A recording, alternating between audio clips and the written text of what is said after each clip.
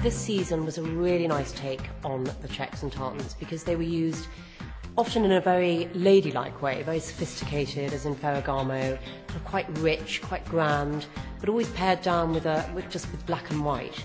And then in Burberry and in Prada, we saw checks this season in a very cool way, which we haven't seen before. Kind of more the beat, more 60s, dropped waist, beautiful colours, not traditional colours of the check. Checks and plaids are a recurrent theme, but this season, in addition to traditional houndstooth and red Highland tartans, there is an inclusive autumnal palette ranging from greys to browns, which gives this print a fresh new face. I really enjoyed working with something specific to England, working with English fabrics, English tweeds, and I always think, depending on the way you treat them in terms of mixing the fabrics or the cut of a garment, they can look very fuddy-duddy or they can look incredibly cool.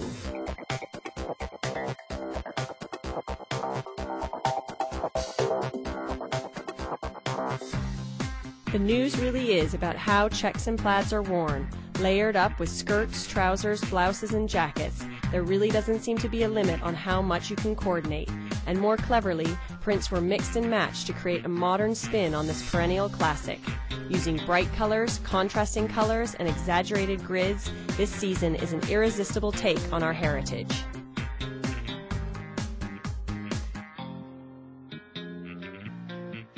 I end up having this feeling for checks and Prince of Wales and all that, and then I checked the archive. In 2 decades was always recurrent, the use of black and white and checks.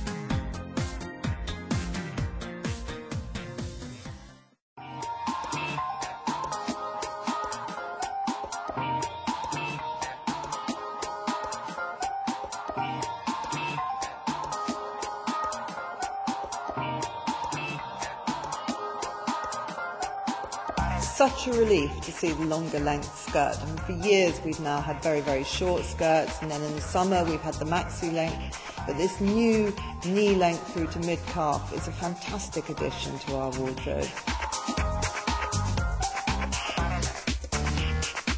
The midi has been bubbling for several seasons now, but never have we been so seduced by the demure charm of this new elegant length, loaded with grown-up womanly allure. A high nipped waist provides a leg-lengthening silhouette that is entirely prim, yet designers presented a versatile array of midis that offer women an option smart enough for day and polished enough for evening. Whether dresses, skirts, culottes or suits, this is decisively the new length for the months ahead. Well, I think it's a symbol of sophistication. The client wants something special, the girl who buys my clothes wants something that feels unique. The length adds that air of kind of elegance to it, which you don't really get from a short, flirty skirt, and I think that that's what kind of made it work and felt right for that collection.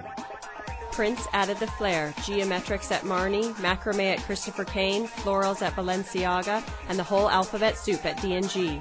These looks offered a breath of lightness and humor to this predominantly serious trend. It's quite a beautiful shape. It's a shape it's like a perfume for me. If you see a woman with a midi length dress or skirt, she leaves a trace behind her of color and fabric, and for me it's like perfume.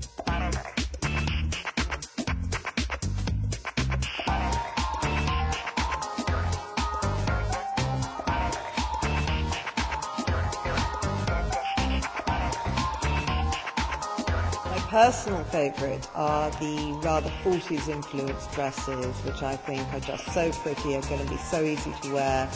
People like Miu Miu have done it. We've got some lovely aspects in Clemence Ribeiro. It's a very easy look.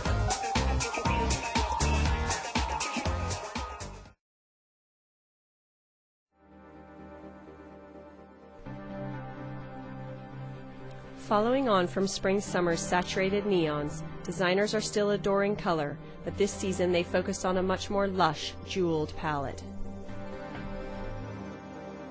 I think color become the new black, that you start one color and it challenges you to another color, and there is quite a strong sense of happiness with color.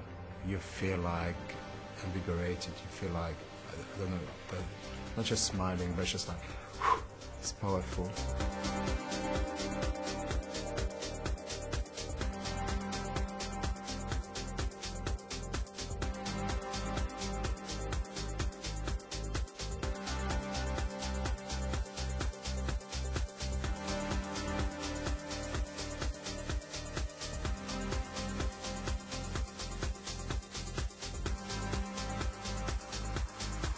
had so much to do with contrast and putting colors that don't go together.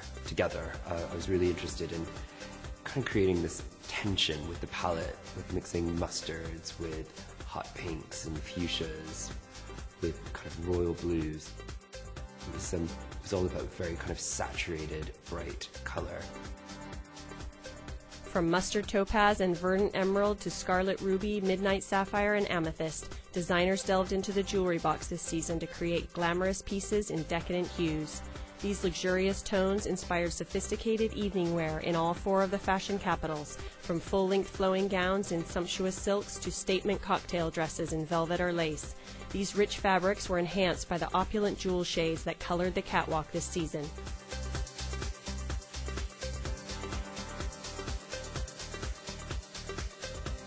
I wanted to play with colors in a fall-winter collection, with wool, with furs, but the challenge was to put all the combination of colors together.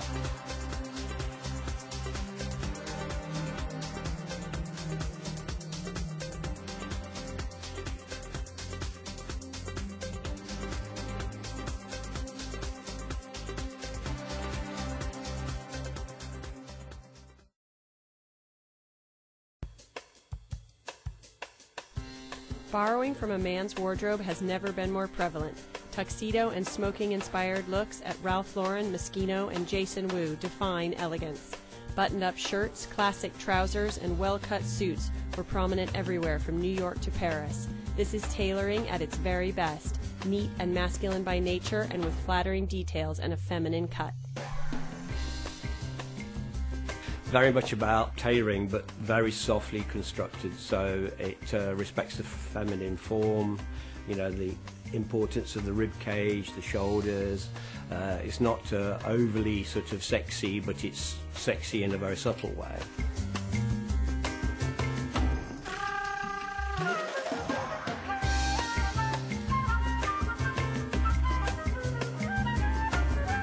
Times are quite tough, and I think things have to go with the times, and I like the attitude of the girls being a little boyish but at the same time very feminine. In search of a more feminine feel, designers either eliminated the shirt completely or cast necklines in plunging silk to provide the look with a sexier edge. I like using some of the menswear element because I love menswear fabric. They have a texture and they have a weight which I think drives the shape.